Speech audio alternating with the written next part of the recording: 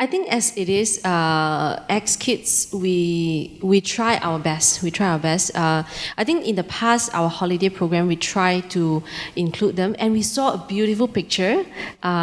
We worked with Malaysian Care at the time, so they brought us some beautiful children, and then we have volunteers who say that, hey, actually, I can do one-on-one with them. That was beautiful. They are not specially trained. I think so. We just had one training session only. Yeah, and then there we go. But what was beautiful was when we include the children, our children get to be exposed to them. They actually know that, like what Swansea said, actually they don't differentiate whether they have like special needs or not, but they know that they are different. So we saw a lot of children that during the meal time, they won't eat first. They will feed the children with special needs first. Wipe their mouth and all that, and then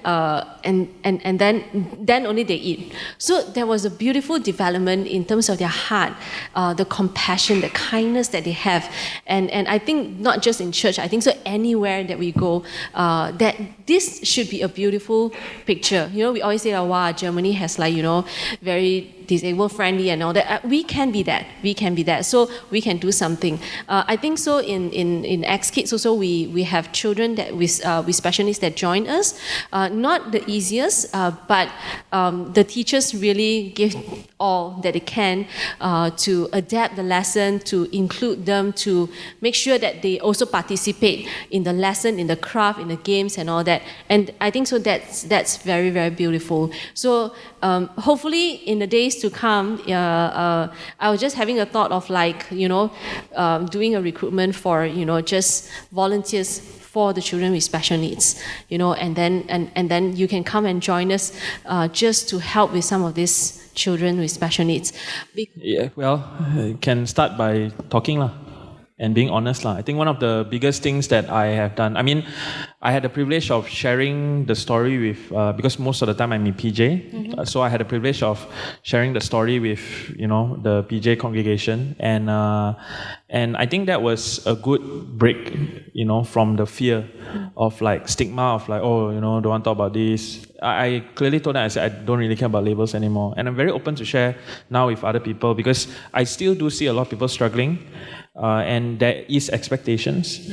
So I think if we can be honest, and if we can say, hey, you know what, yes, I have this, but what's more important is I want to help my son or my daughter, then I think we will have to start a conversation together and reach out. I think this is a good community to reach out with. Now Swansea, now some of us. Talk to us. I would love to talk to parents, because I've been through it. I've been through denial, I've been through everything, and I feel it. And I do appreciate our ex-kids teachers and our educators for really helping, and it's a tough position for them to be in as well sometimes, because how do you tell a parent? Like I said, whatever you say also, it sounds like that, But I think as a community, we are more open to talk about this. If we are more open to share about this, then I think we will be able to have more awareness. Because you are not the only one out there that's struggling. There are other people out there who needs, but more importantly is the child. I think that's the focus. We need to help the child. I think, of course, one of the things that we can do as a church, or just for anyone, is to pray. Many times I have the privilege of hearing from parents what they go through. Sometimes the child is doing better, and then after that not, or they are just growing, and then even as they grow, they have different needs as well. Just like how we talk, our desire, they have the same desire as well. So we can all pray for one another. So for those parents who have kids with special needs, do step up and then let us know how we can pray for you, how we can journey together with you. For those of you who have the resources, you have strength and all that, let's do what we can. We pray, we walk with them. The best thing is that don't look at them differently. They are still, they are just like one of us. So I think so. Yeah, prayer is very important, because many times I know that not just for the child, I think the parents are going through a lot. I mean, parents tell me they have to fork out 10K a month for all the therapies, and sometimes they have to change their diet and all that. 10K, how much do we earn every month?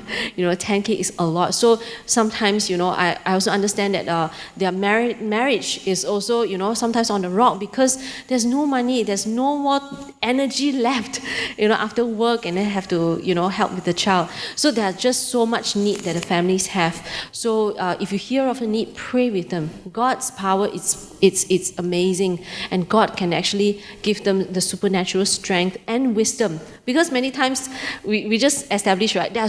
Every child is so different. Every path, whether you go for assessment, you don't go for it, you do this, you don't do that, which school to go to. There are so many schools out there, I mean, I went with Timmy as well. So many schools.